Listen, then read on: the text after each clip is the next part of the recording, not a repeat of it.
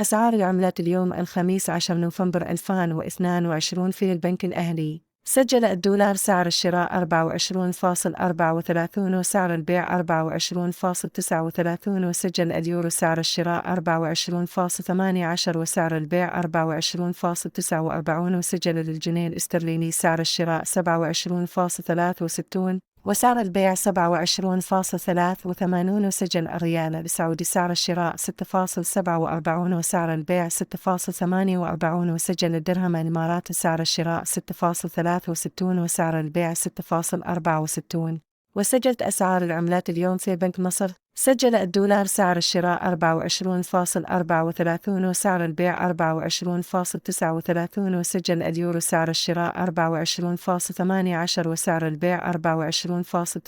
وسجل الجنيه الاسترليني سعر الشراء 27.63 وسعر البيع 27.83